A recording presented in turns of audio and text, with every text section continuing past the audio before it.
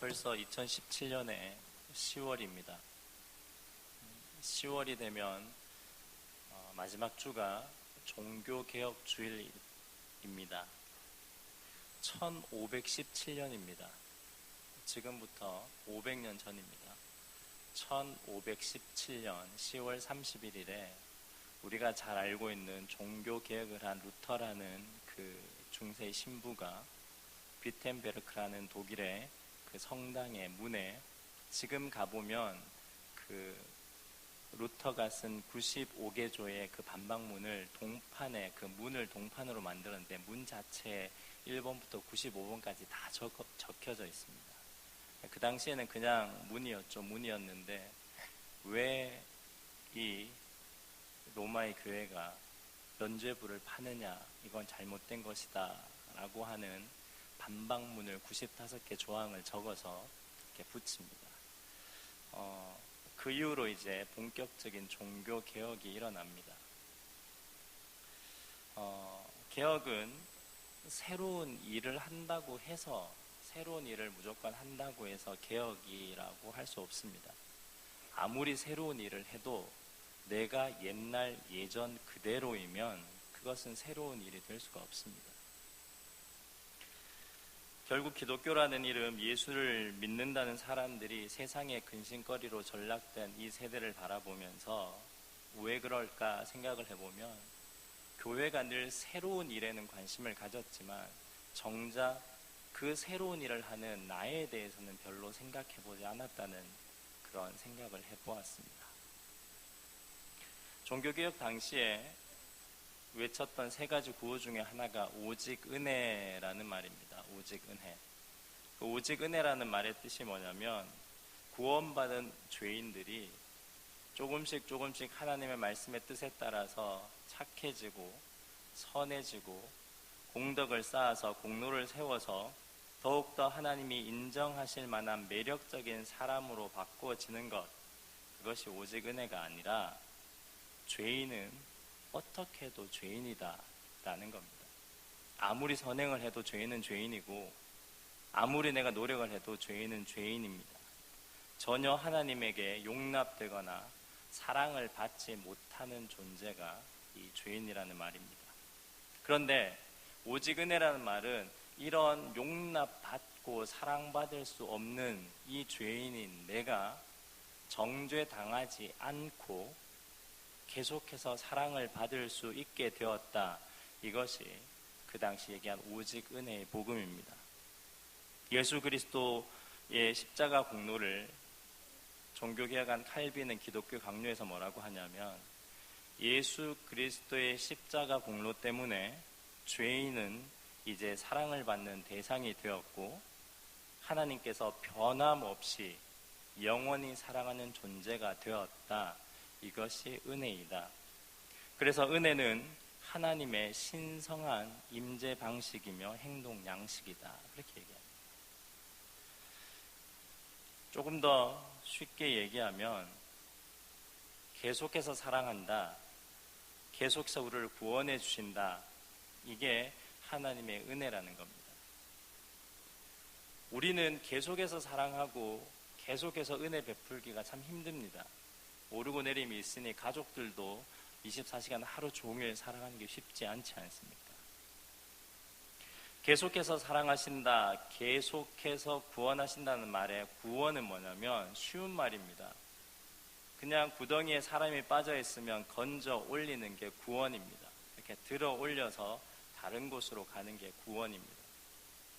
베드로전서 2장 10절입니다. 여러분 다 아는 말씀입니다. 너희가 전에는 백성이 아니더니 이제는 하나님의 백성이요, 전에는 긍휼을 얻지 못하였더니 이제는 긍휼을 얻은 자다. 이게 베푸시는 은혜, 그리고 건져주신 겁니다. 베드로후서 2장 10절에는 이걸 조금 더 이렇게 표현을 합니다. 너희는 택하신 족속이요, 왕같은 제사장들이요, 그의 거룩한 나라요, 그의 소유된 백성이니 이는 너희를 어두운 데서 불러내어 그의 기이한 빛에 들어가게 하신 자의 아름다운 덕을 선전하게 하려 하십니다. 구원이란 건 여기서 들어서 죄인인데, 바뀌지 않는 죄인인데 들어서 새로운 곳으로 옮겨 놓았다. 그것이 은혜라는 겁니다. 계속해서 사랑하시고 계속해서 구원해 주신다는 것은 그런 의미입니다. 우리가 어떻게 조금 더 나은 삶을 산다고 해서 죄인이 안 되는 게 아닙니다. 우리는 영원한 죄인입니다. 영원한 죄인을 하나님이 들어서 오늘 또 죄지은 우리를 이 죄 속에 빠져 있더라도 또 들어서 또 사랑하는 자리로 옮겼다라는 겁니다.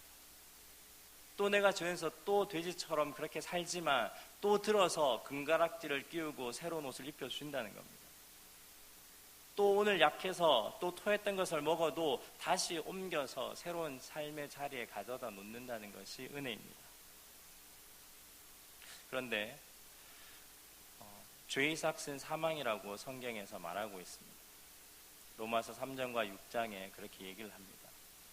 그런데 우리는 죄의 삭은 사망이다라고 할 때 그 죄의 삭이 사망이다라는 말을 구약에서만 그래 맞아 죄인은 다 죽었지 그렇게 생각합니다.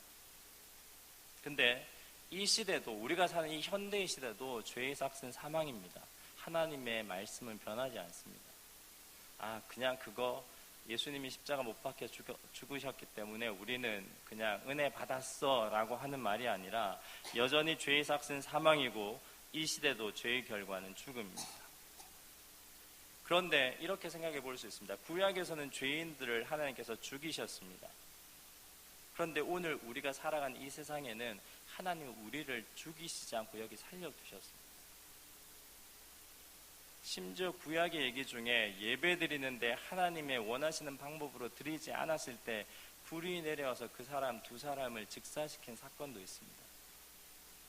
엄격하신 하나님, 죄의 삭은 사망인데 여러분은 왜 지금 저와 포함해서 저도 죄인이고 여러분도 죄인인데 왜 하나님께서 여기 살려두셨습니까?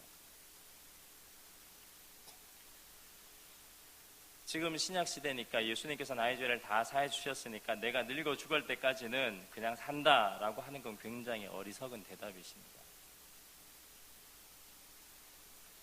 여러분 옷에 기분이 좋지 않은 상상이지만 똥이 묻었다고 얘기를 해봅시다. 어떻게 하실 겁니까? 털어내거나 아니면 씻거나 아니면 그 부분을 잘라내거나 그렇게 하는 게 상식입니다. 그런데 그것을 가지고 논다든지 더 묻히고 있다면 두 가지로 생각해 볼 수 있습니다. 첫 번째, 그 사람은 똥을 좋아하는 사람이구나. 아니면 두 번째는 이 사람이 똥이 어떤 더러움이 있는지 모르는구나. 이 두 가지 외에는 떼내는 게 상식입니다. 결국 우리의 삶에 있어서 하나님께서는 계속해서 들어온 곳에 죄인으로 사는 우리를 아니야 내가 오늘 너 또 사랑할게 또 이렇게 살면 또 들어서 여기서 내가 또 사랑할 거야 그렇게 매일매일 오직 은혜로 우리를 이끌어 주시는 하나님 앞에 우리가 왜 여기에 뒹구는지 매일매일 또 돌아가서 여기에 뒹굴고 있는지 우리를 점검해 볼 때 우리가 이걸 좋아하거나 아니면 이게 뭔지 몰라서라는 겁니다. 그러면 이 하나님의 온전한 은혜, 매일매일 죄인이고 죽을 수밖에 없는 사람들을 사랑해 주시고 또 사랑해 주시고 또 구원해 주시고 또 은혜 베풀어 주시는 그 하나님의 이 은혜를 진짜 은혜로 알기 위해서는 이 자리가 우리가 있는 자리가 어떤 자리인지 아는 게 중요합니다. 그러면 지금 우리는 어디에 서 있고 나는 어느 위치에 자리하고 있습니까? 오늘 성경은 우리의 자리를 두 가지로 정확하게 말씀하고 있습니다. 7절과 8절과 9절을 한번 같이 읽도록 하겠습니다. 3장 7절, 8절, 9절입니다. 시작. 요한이 세례 받으러 나오는 무리에게 이르되 독사의 자식들아 누가 너희에게 일러 장차올 진노를 피하라 하더냐. 그러므로 회개에 합당한 열매를 맺고 속으로 아브라함이 우리 조상이라 말하지 말라. 내가 너희에게 이르노니 하나님이 능히 아브라함의 자손이 되게 하시리라. 이미 도끼가 나무 뿌리에 놓였으니 좋은 열매 맺지 아니하는 나무마다 찍혀 불에 던져지리라. 아멘. 여기 7절과 8절과 9절에 우리의 자리를 두 군데 나타나고 있습니다. 뭐라고 적혀져 있습니까? 7절에는 우리의 자리는 진노의 자리, 너희가 지금 어디에 있냐면 진노의 자리에 있다라고 얘기합니다. 진노의 자리. 그리고 9절에는 어떤 자리라고 합니까? 우리가 있는 자리가 도끼가 놓인 나무 뿌리라는 그 자리에 있다라는 겁니다. 우리가 인생을 살아가는데 우리의 삶을 제대로 우리를 바라본다면 우리의 있는 자리는 똑같은 말입니다. 진노의 자리, 나무 뿌리 앞에 도끼가 놓여있는 그 자리가 우리의 자리라는 겁니다. 다르게 얘기하면 심판의 자리라는 겁니다. 둘 다 같은 말씀입니다. 심판의 자리 들으시니까 기분이 좋습니까? 좀 불편하십니까? 좋으실 분이 없을 것 같습니다. 그러나 이게 사실입니다. 우리의 자리는 도끼가 놓인 나무 뿌리 그 자리요, 진노의 자리입니다. 그래서 성경은 우리가 앞으로 어떻게 하느냐에 따라 자리가 달라진다는 것에 강조점을 두지 않습니다. 우리가 지금 진노의 자리에 있고 심판의 자리에 있다라고 얘기를 하는 겁니다. 근데 우리는 어떻게 신앙생활을 하면서 하나님께 항변을 하냐면 7절에 이렇게 얘기합니다. 독사의 자식들아, 누가 너에게 일러 장차올 진노를 피하라 하더냐. 너희의 자리는 진노의 자리인데 8절에 그러므로 회개에 합당한 열매를 맺고 쑥으로 아브라함이 우리 조상이라 말하지 말라. 우리는 지금 어떤 자리에 있다는 겁니까? 쑥으로 아브라함의 자손이다라고 얘기하는 자리에 있다라는 겁니다. 9절에는 나무 뿌리에 놓였으나 좋은 열매를 맺지 않은 나무마다 찍혀 불에 던져진다. 결국 우리의 자리는 지금 우리는 어떤 삶을 살고 있느냐? 좋은 열매를 맺지 않는 삶을 살고 있고 속으로 그래 교회 다니니까 돼, 이 정도 사니까 돼, 나는 아브라함 그래 예수님 믿고 있잖아, 아브라함 자손이야 라고 하는 삶의 자리에 우리가 있다라는 겁니다. 우리가 진노의 자리에 있고 꺾여질 자리에, 심판의 자리에 있다고 아무도 안 생각한다라는 겁니다. 이건 예수님 시대에 그 사람에게 얘기한 게 아니라 지금 이 성경은 우리에게도 유효합니다. 우리의 자리는 어느 자리냐면 바로 하나님의 심판의 자리에 있지만 우리는 그 심판의 자리를 내 자리라고 하지 않고 나는 교회에 봉사하니까 이 정도 잘 살고 있으니까 교회 다니니까 봉사하니까 천국 갈 거야. 신앙은 이 정도로 하면 됐어. 나는 아브라함의 자손이야 라고 하는 자리에 우리가 다 있다라는 겁니다. 그러니 우리의 삶 가운데 우리의 자리를 정확하게 생각하지 못하고 있으니 하나님께서 우리를 죄인이라고 하는 자체가 불편한 겁니다. 심판의 자리에 있다라고 하는 그 말씀 자체가 불편한 겁니다. 뭔가 사람을 높여줬으면 좋겠고 존귀하게 얘기해줬으면 좋겠고 너희들은 하나님의 귀한 형상이야 얘기해줬으면 좋겠는데, 그리고 교회에서 하는 일들, 봉사하는 일들, 여러 가지 일들을 인정해 주셨으면 좋겠는데 그런 게 아니라 이만하면 잘 살고 있고 최선을 다해 살고 있는데 우리에게 하나님은 심판의 대상의 진노의 자리요, 나무의 뿌리에 도끼가 놓인 자리다라고 얘기를 하는 겁니다. 우리의 생각이 하나님의 생각과 다르기 때문에 지금 우리가 여기 오늘 살아있다는 이 자체가 은혜라고 안 느껴지는 겁니다. 진짜 하나님이 구약의 하나님으로 죄의 삭은 사망이라고 얘기한다면 여기에 살아있을 사람이 있습니까? 없습니다. 근데 우리는 한 번도 자고 깨고 호흡하며 일어나면서 그걸 은혜라고 생각하는 사람이 없습니다. 왜 은혜라고 누리지 못하느냐? 예수님 오시기 200년 전에, 250년 전에 로마의 철학자 세네카가 이렇게 책을 한 권 지었습니다. 베품의 즐거움. 굉장히 1200페이지가 넘는 책인데 그 책에 뭐라고 적어 놓았냐면 세 가지 사람을 얘기합니다. 하나는 은혜를 베푸는 자에 대해서 쭉 적습니다. 은혜를 베푸는 자, 그 다음에 은혜를 입는 자, 그리고 은혜를 갚는 자, 이렇게 해서 그 책을 쭉 길게 적고 있습니다. 지금도 시중에 나와 있습니다. 번역해서 한 300페이지 정도로 나와 있는 책입니다.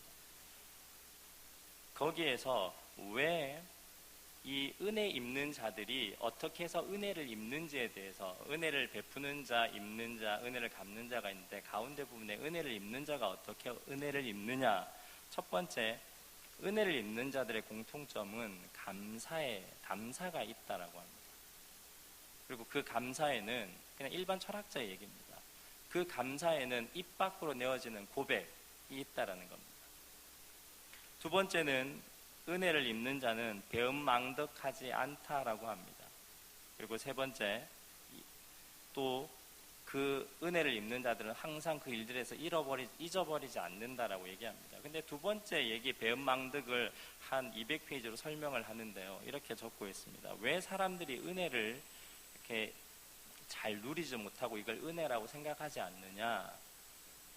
배은망덕, 은혜를 잊고 그걸 잊어버리기 때문인데, 첫 번째 왜 잊어버리냐면 자만해서 그렇답니다. 논리적으로 풀어나가는데 자만해서, 나는 이 정도 받을 사람이 돼. 그가 나를 도와준 이유는 내가 그만큼 받을 사람이 되기 때문에, 내가 그만큼 노력했기 때문에 그게 당연히 나한테 지어준 거지, 그게 받았지만 감사할 게 아니야 라고 자신에 대해서 자만하기 때문에, 타당한 걸 받았기 때문에 라고 생각해서 은혜의 삶을 누리지 못한다라고 합니다. 두 번째는 뭐냐면 욕심이라고 합니다. 무언가를 받았는데 더 많은 이익이 있을 건데 왜 내게는 이거밖에 주어졌지 않지, 더 많은 이익을 추구하기 때문에 내게는 그 은혜를 누릴 수 있는 자가 되지 못한다라는 겁니다. 그리고 세 번째, 왜 그렇게 은혜 준 사람에게 배은망덕하고 은혜를 기억하지 못하냐면 질투하기 때문이라는 겁니다. 옆에 사람한테는 더 많이 준 것 같은데 나한테는 적게 준 것 같다라는 겁니다. 일반 사람들도 예수님 오기 200년 전에 벌써 이렇게 생각하고 있었습니다. 철학자들이 왜 많은 사람들이 은혜를 입고 사는데 그 은혜를 잊어버리고 배은망덕하게 사느냐. 내가 교만해서 그 정도는 받을 자격이 있어 자만하거나, 아니면 욕심이 있거나, 아니면 질투해서 그렇다라고 얘기를 합니다. 우리가 하나님 은혜, 우리의 자리에 대한 하나님의 은혜, 늘 죽을 수밖에 없는 그 사람을 오늘 또 살려주시고 계속 구원해주시고 다른 데로 옮겨주시고 그렇게 살려주신 은혜를 주는데, 그 은혜가 왜 은혜가 되지 않냐면, 가장 첫 번째 이유는 우리의 자리를 그렇게 인정하지 않아서라는 겁니다. 두 번째는 뭐냐면, 오늘 단순하게 요한이 답변하고 있습니다. 이 은혜를 잊기 위해서 세상 사람들은 그런 논리적인 단계로 사람들이 은혜를 잊어버리고 잃어버린다라고 하는데, 요한은 이렇게 답변합니다. 왜 하나님의 은혜를 잊어버리느냐. 오늘 말씀에서 10절을 제가 한번 읽어보겠습니다. 그렇게 찍혀 불에 던져지는 우리가 자리에 있다라고 했을 때 사람들이 뭐라고 얘기하냐면 이렇게 얘기합니다. 무리가 물어 이르되 그러면 우리가 무엇을 하리이까, 이렇게 묻습니다. 사람들에게 있어서는 공감이 되는 겁니다. 자기들 삶을 사는데, 로마의 그 압제에 사는데 하나님은 우리를 구원해 주셨다고 하는데 전혀 그 구원이 기쁘지 않습니다. 우리의 삶은 나아져 보이는 게 하나도 없습니다. 그런데 하나님께서 우리를 늘 죄에서 구원해서 은혜라고는 얘기는 하는데 그 은혜가 내게는 전혀 은혜 같지 않다라는 겁니다. 그런 사람들에게 이런 얘기, 너희의 자리가 잘못되었다는 얘기를 하니 그 사람들이 뭐라고 반응하냐. 그러면 이 은혜를 알고 깨닫고 지속하기 위해서 우리가 뭐 해야 됩니까? 라고 물어보는 겁니다. 세상 사람들은 세네카처럼 그렇게 접근을 하지만 이 요한의 답변은 아주 단순하게 합니다. 하나님의 그 은혜를 깨달았으니까 순교하십시오. 금식기도 하십시오. 교회 봉사와 사역만으로 인생을 사십시오라고 절대 얘기하지 않았습니다. 사람들이 내 자리가 진짜 그런가라고 고민하면서 은혜가 은혜 같지 않은 이 삶을 살아가면서 내가 어떻게 하면 이 은혜를 누릴 수 있겠습니까? 라고 했을 때 요한은 아주 명쾌하게 답변합니다. 11절입니다. 함께 읽겠습니다. 시작.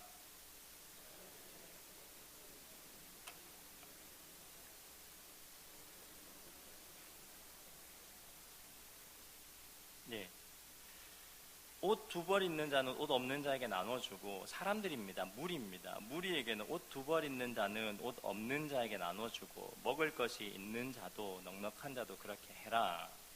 12절에는 세리들이 왔습니다. 어떻게 하면 좋겠습니까? 무엇을 해야 됩니까? 어떻게 해야지 은혜가 은혜되는 그런 삶을 살 수 있습니까?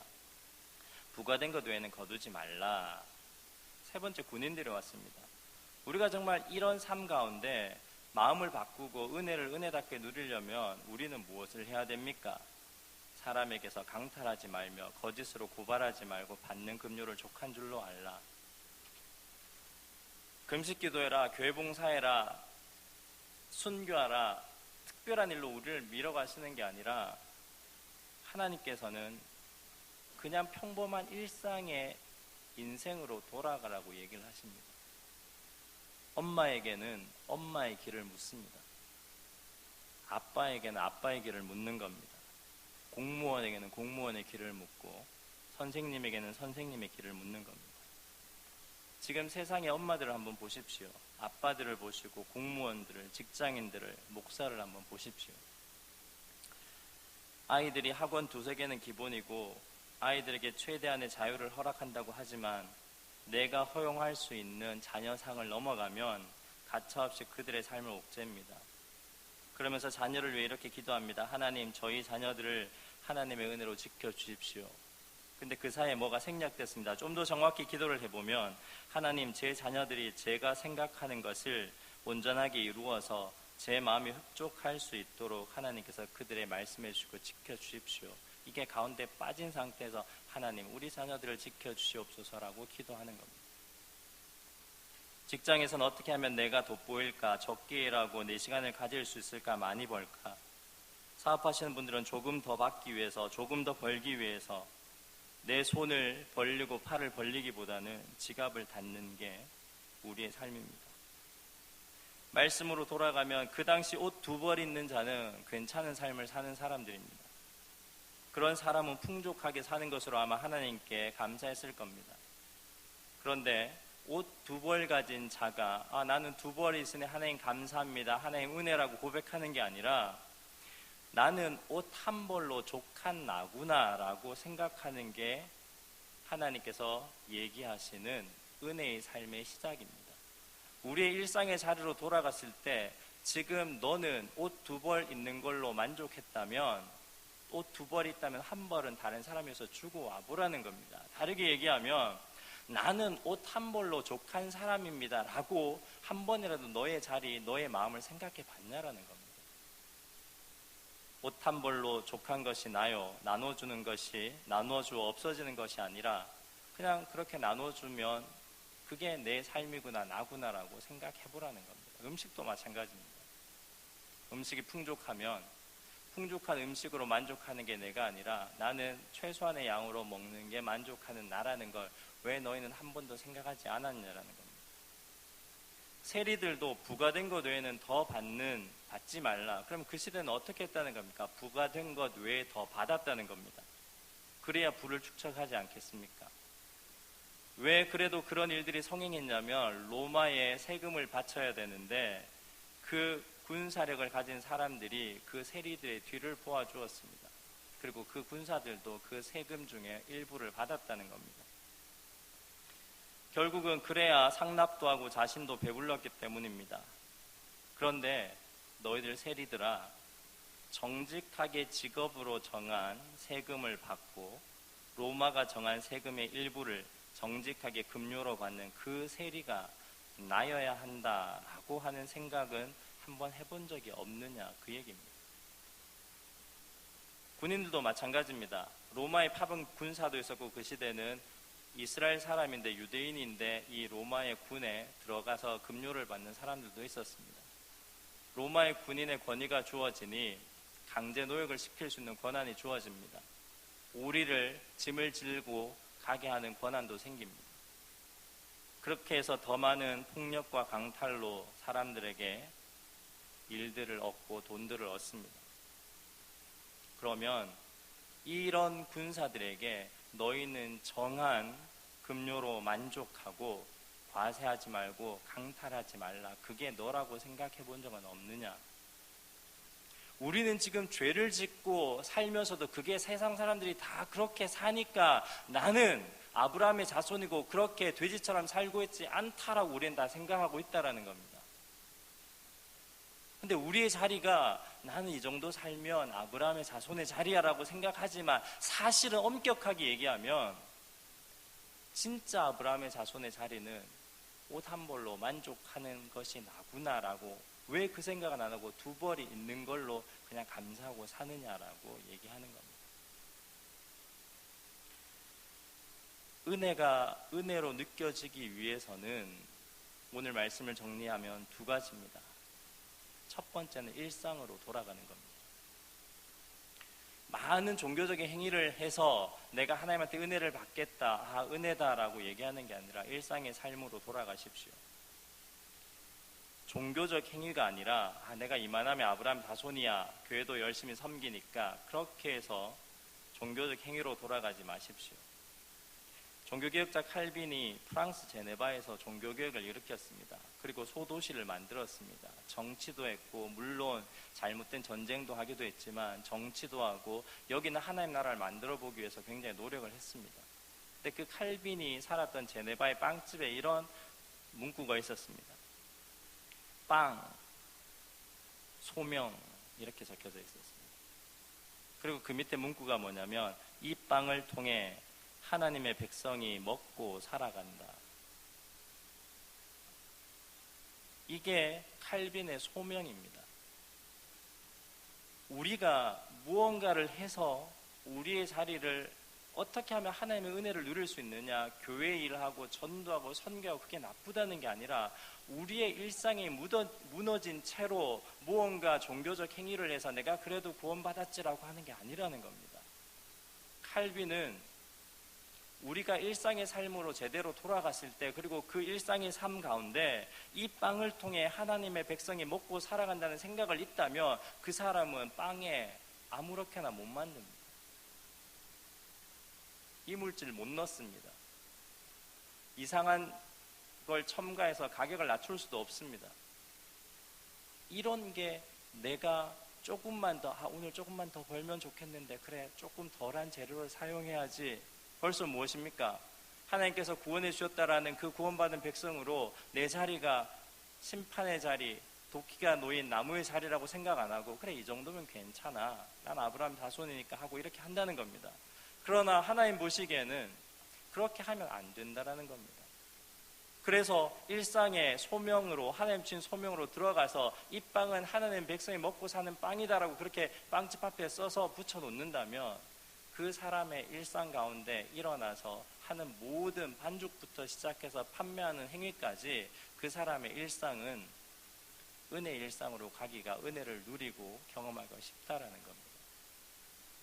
이걸 루터는, 이 칼빈의 제네바 이 삶을 루터는 뭐라고 표현했냐면 이걸 만인 제사장이라고 얘기를 했습니다. 우리는 이걸 만인 제사장을 이제 모든 사람이 교회에 와서 기도할 수 있구나, 예배드릴 수 있구나 이렇게 생각을 하지만 사실은 직접 예배할 수 있는 그런 은혜도 있지만 루터가 말한 만인 제사장은 칼빈의 소명과 닮아 있습니다. 예배처럼 빵 만드는 겁니다. 내가 일상에 돌아가서 예배하는 것처럼 밥 짓는 겁니다. 내가 예배하는 것처럼 선생의 소명을 하는 겁니다. 내가 예배드린 것처럼 교사의 일을 하고, 내가 예배하는 것처럼 직장에서, 가정에서 내 자녀에게 그렇게 살아가는 겁니다. 그게 만인 제사장입니다. 그렇게 될 때, 일상으로 돌아갈 때 하나님의 은혜를 우리의 삶에 누릴 수 있다라는 요한의 이야기입니다. 두 번째는 뭐냐면 이 세 가지 무리와 세리와 군인들에게 공통적으로 이렇게 얘기한 것 중에 아주 중요한 게 하나 있습니다. 오늘 예배에 어떻게 보면 이게 저는 정말 제일 나누고 싶은 제목입니다. 뭐냐면 우리의 삶에 하나님의 은혜를 누리기 위해서는 누가 들어가야 되냐면 타인이 들어가야 됩니다. 이 세 가지 얘기를 다 보십시오. 타인과의 관계가 들어가 있습니다. 나 혼자 잘 먹고 잘 살고, 나 혼자 하나님 앞에 개업하고, 나 혼자 예배 잘 드리고 없습니다. 여기에 있는 모든 얘기들은 내가 하나님의 은혜로 나 같은 사람 그렇게 약하고 속이고 내 이익만 쫓고 탐욕하고 자만하고 한 매번 그렇게 빠지는 나를 늘 새로운 생명으로 건져내어서 오늘도 생명을 주셨고 호흡을 주셨다면 내 일상에서 더 이상은 이런 더러운 짓은 안 해야지 라고 하는 일상의 돌아감과, 두 번째는 그 일상의 돌아감이 내 삶을 위한 게 아니라 타인과 다 연결되어 있다는 거예요. 내가 옷 2벌 있으면 내 아들을 주는 게 아니라 옷 2벌이 있으면 연고가 없는 사람을 찾아가라는 겁니다. 내가 음식이 이렇게 있으면 그 음식이 필요한 사람에게 가라는 겁니다. 내가 세리로 더 많이 폭리를 취할 수 있지만 그 사람의 그 연약한 관계를 생각하며 힘듦을 생각해서 그렇게 하지 말고 정직하게 하라는 겁니다. 군사들에게도 그 받는 급료, 로마가 주는 급료로 만족하고 강탈하거나 일을 시켜서 노역해서 자기 집 일 시키지 말게 하라는 겁니다. 다 무슨 얘기입니까? 진짜 하나님의 은혜의 삶에 들어가는 자들은 그 중심에 하나님 앞에 예배 드리는 삶과 타인이 있다는 겁니다. 이게 종교개혁의 정신입니다. 그림을 하나 띄워주십시오. 여러분이 잘 아시는 그림입니다. 많이 보셨지 않습니까? 제목이 뭡니까? 맞추시는 분은 천국 가면 하나님의 금덩이 하나 더 주실 겁니다. 참고로 농담이요. 어떤 부자가 천국에 갔는데 금을 막 끌고 갔답니다. 그래서 베드로가 천국 앞에서 야 그거 왜 들고 왔어 하니까 금 소중하잖아요 하니까 그렇게 얘기하더랍니다. 야 우리 도로 포장재가 금이야. 그 요한계시록에 보면 하나님의 그 나라의 길이 금으로 깔려있다 그렇게 되어 있습니다. 그래서 도로 포장재 사는 인생을 살지 말자 그런 우스갯소리도 있는데 천지창조라는 그림입니다. 로마에 가면, 이탈리아 로마에 가면 가운데 왼쪽 편에 바티칸이라는 나라가 있습니다. 바티칸이라는 나라가 있는데 그 바티칸 안에 수도가 바티칸 시티인데 그 안에 무슨 성당이 있냐면 여러분 잘 알지 않습니까? 무슨 성당이 있습니까? 성 베드로 성당이 있습니다. 엄청납니다. 누가 저에게 후원 좀 해주십시오. 저도 한번 가보고 싶습니다. 2018년 안에는 꼭 가보고 싶습니다. 이 말씀에 은혜 받으신 분들은 제 계좌번호는 땡땡땡땡땡땡땡입니다. 거기 그림의 천지창조인데 저 그림이 언제 그려지냐면요 1512년에 완성이 됩니다. 미켈란젤로가 그린 그림인데 그 성베드로 성당이 굉장히 크고요. 그 성베드로 성당 주위로 해서 여러 개의 채플 예배당이 있습니다. 저기가 그 뭐라고 하죠? 예, 그렇죠. 여기 얘기를 하시네요. 시스티니 그 성당입니다. 채플입니다. 예배당입니다. 성 베드로 성당 옆에 있는 예배실이거든요. 그러니까 예배실에 저게 천장입니다. 이렇게 예배당을 딱 들어가면 천장에 9개 그림이 있는데 세 번째 그림이 아담의 그 천지창조 부분 중에 아담의 창조입니다. 왼쪽에 있는 여러분 왼쪽에 보이는 그림이 아담이고요. 오른쪽에 옷 입고 있는 분이 하나님입니다. 근데 이 교황 율리우스 2세가 피렌체 출신입니다. 미켈란젤로도 그 이탈리아 로마의 피렌체 출신이고요. 그래서 그 당시 이제 1500년대는 굉장히 교황의 권력이 강했고 그 권력들을 나타내기 위해서 교황이 자기의 부를 나타내기 위해서 예술 작품 활동을 많이 했습니다. 그런데 피렌체는 굉장히 예술과 문화가 발달된 도시였는데 바티칸은 너무 요즘 말로 하면 이렇게 볼품이 없는 겁니다. 그래서 이 율리우스 2세가 교황이 된 다음에 자기 출신이었던 미켈란젤로를 부릅니다. 그러면서 그림을 그려달라고 합니다. 사실 이 그림에 보면 이 인문학적인 최고봉의 그림입니다. 사실 성경이 인문학을 적극 지지하는 건 아니지만 여기 보면 사람들이 다 이렇게 인간의 외적인 아름다운 인간에 대한 묘사를 하고 있습니다. 굉장히 인본주의적인 로마 신화들이 다 신을 사람의 형상으로 그려놓습니다. 그래서 미켈란젤로가 이 그림을 그리면서 다 벗은 인간 중심의 그런 그림으로 그려놓습니다. 그렇게 해서 이 1512년에 이 그림을 보면서 그 온 다음에 다 벗게 그렸는데 그 교황이 율리우스 교황이 와서 그래도 하나님은 입혀야 되지 않겠습니까? 해서 하나님만 그 위에 그림을 덧칠한 겁니다. 나중에 미켈란젤로가 아니라 제자가 그렇게 한 겁니다. 근데 왜 제가 이 그림을 먼저 보여드리냐면 이 그림을 9개를 그린 다음에 1534년입니다. 한 20년 후에 이 천정의 그림을 다 그린 다음에 딱 들어갔을 때 앞에 제단에 그림이 없습니다. 그래서 부탁하는 그림이 두 번째 그림입니다. 여러분 한번 보겠습니다. 두 번째 그림 한번 보여주십시오. 예, 답을 띄워주셨네요. 이게 너무 작아서 큰 그림이 잘 없더라고요. 그러니까 이게 여러분들 보시기에는 저기 타원처럼 된 게 벽에 있는 금색으로 나온 게 벽에 있는 그 기둥입니다. 저게 교회당 예배당 정면에 딱 들어가면 이 전면에 그려진 그림입니다. 미켈란젤로의 최후의 심판 그림입니다. 설명한 건 많은데요. 그냥 간단하게 설명을 하면 가운데 있는 이렇게 팔을 이렇게 들고 있는 사람이 누구냐면 예수 그리스도입니다. 예수 그리스도인데 여러분이 상상하는 것과는 다르게 굉장히 근육질로 그려져 있습니다. 연약하고 이런 게 아니라 왜냐하면 이 미켈란젤로라는 사람이 예수님을 믿는 사람, 하나님을 믿는 사람이 아니었고 인문학을 숭상하는 사람이었습니다. 그래서 인간을 본질하고 인간의 미가 있고 인간의 아름다움이 있는 그런 인본주의 성향이 강한 미켈란젤로였기 때문에 그렇게 그렸습니다.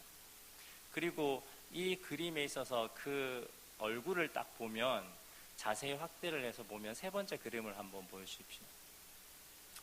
여러분 보기에 오른쪽에 보면 저 오른쪽에 있는 석고상이 뭐냐면 아폴론입니다. 그리스 로마의 태양신입니다. 아폴론 신인데 미켈란젤로가 이렇게 그린 예수님의 모델입니다. 자, 그러면 예수님하고 얼굴하고 이 아폴론 태양신하고 똑같지 않습니까? 앞으로 돌아가고 있어요. 그림으로. 최후의 심판 가보면 예수님이 이렇게 심판의 형상을 하고 있고 그 뒤에 보면 그림이 잘 안 보이시지만 노랗게 이렇게 태양처럼 이렇게 되어 있습니다. 뭘 그렸냐면 태양신을 형상화한 그림을 그린 겁니다. 이 당시는 교계는 지동설이 아니라 천동설을 믿었습니다. 근데 태양이 중심인 태양신이고 인간을 중시하는 그런 인간의 외적 아름다움은 아체를 그리면서 인간 중심의 태양신을 그려놓은 겁니다. 아폴론 신을 그려놨습니다. 그리고 그림에서 여러분들 왼쪽에는 다 들려 올라받아가는 십자가 쪽으로 들려 올라간 받는 사람들을 그리고 있고 여러분 보시기에 오른쪽은 밑에 지옥으로 떨어지는 사람을 적고 있습니다. 이게 뭘 상징하냐면 태양이 중심인 세상, 그래서 태양이 중심이고 그 주위 둘레로 도는 사람들, 오르고 내려가면 도는 사람들, 그래서 이건 그 태양신 숭배하는 그림을 그려놓은 겁니다. 모든 미술 사학자도 여기에 동의를 하고 있고 이건 종교적인 그림이 아니라 다 알고 있습니다. 근데 왜 1534년에 율리우스 황제가 1512년에 그 교황이 그림을 그린 다음에 바울 3세 교황 요한 바오로 3세가 이 1534년에 이 그림을 맡기면서 왜 이걸 알면서도 묵인을 하냐면 그냥 화려한 게 좋았다라는 겁니다. 어떤 하나님의 형상이나 그런 걸 따라가서 예배의 경건과 엄숙을 얘기하는 게 아니라 굉장히 많은 인문학적 숭상과 그런 힘의 상징들을 그리길 좋아했다라는 겁니다. 그렇게 해서 왜 이렇게 그렸냐? 이게 화려하고 아름다우니까 사람들이 거기 와서 보고 환호한다라는 겁니다. 이러면서 이 베드로 성당이 거의 100여 년을 지어지면서 80년 이상 넘어가는 건물을 짓고 12년에 그런 유화를 이렇게 천장 벽화를 그리고 앞에 제단화를 그리면서 엄청나게 돈을 쓰는 겁니다. 그래서 판매하게 된 게 면죄부입니다. 면죄부는 뭐냐면 너 A4지만한 증서입니다. 아직도 그 증서가 있습니다. 그 증서에 교황이 도장을 하나 찍어 놓습니다. 그리고 당신의 죄가 이만큼의 돈을 내면 사해집니다라고 도장이 찍혀 있습니다. 그러면서 그 밑에 작은 문구가 당신의 동전이 떨어지는 순간, 그 소리가 떨어지는 순간 당신의 영혼, 그리고 연옥에 있는 당신 가족의 영혼은 하늘나라로 올라갑니다라고 적혀져 있습니다. 그렇게 해서 팔았습니다. 이게 1512년, 1533년에 로마의 그런 부패한 그런 종교 지도자들의 모습입니다.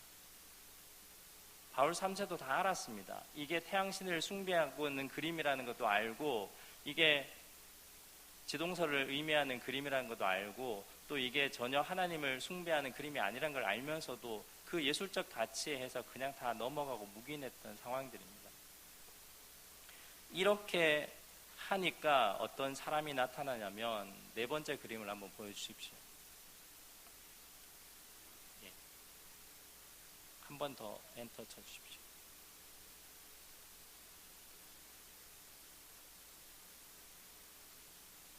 네, 이 사람이 에라스무스라는 사람입니다.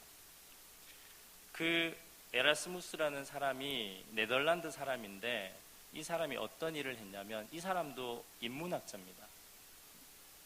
네덜란드 인문학자인데, 그 당시 교황청에 일어나는 그런 부패한 일들이 정말 자기가 보기에는 아니라는 겁니다.